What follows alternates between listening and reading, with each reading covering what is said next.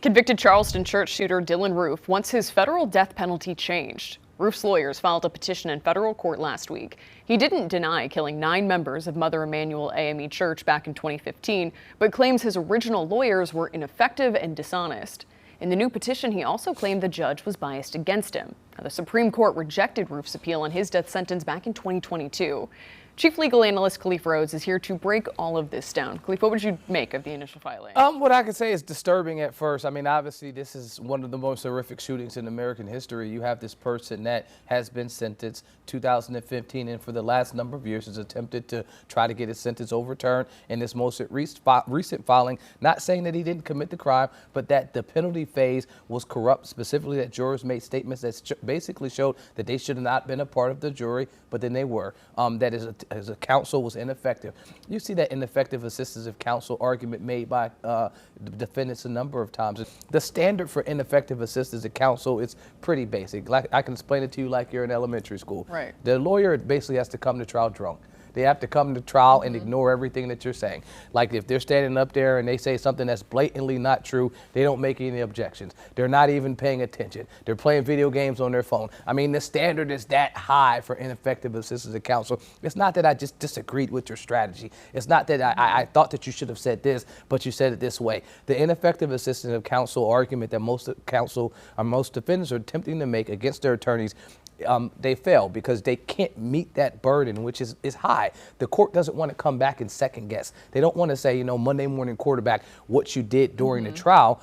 They just want to ensure that you were there, you were present, you advocated zealously on behalf of your client, you attempted to put forth some defense. And that was obviously done in this case. But now to come back and say that you think they failed, that the judge also was biased against you. A lot of these allegations are going to miss the mark. It doesn't matter how many pages you put in the complaint. And this one, they had 300 plus pages. There's not enough pages for you to write back the things that were presented there during trial. Is the bar that high for judicial bias as well? That's a little bit different. I mean, but you can see these are all courts of opinion, right? And so they're courts of opinion where a judge will write an order, but then there are also courts of record where there will be a record of what happened. And so if you're saying that the judge was biased, any type of appellate review is going to look at what the record says. So they'll get the transcripts, and the transcripts will show, well, the judge just completely ignored me, or they didn't regard my questions even though they were valid. I mean, sometimes a judge can be tight and can be quick and short with you, but that doesn't mean they're biased. Maybe they're attempting to be efficient with their courtroom.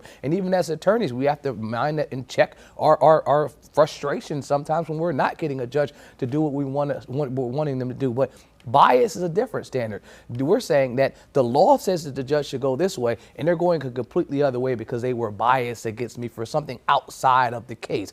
I don't think that's happened. I watched a lot of this. I read a lot of this when it occurred.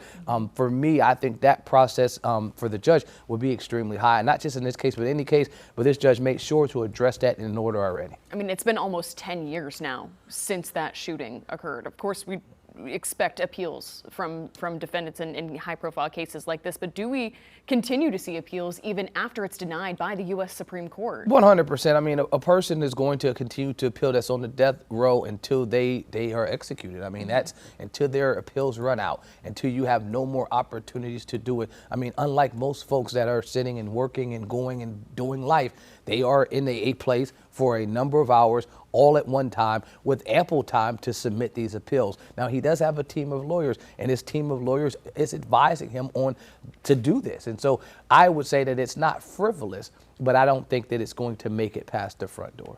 All right. Chief Legal Analyst Khalif Rhodes with us. Thank you so much for breaking that down.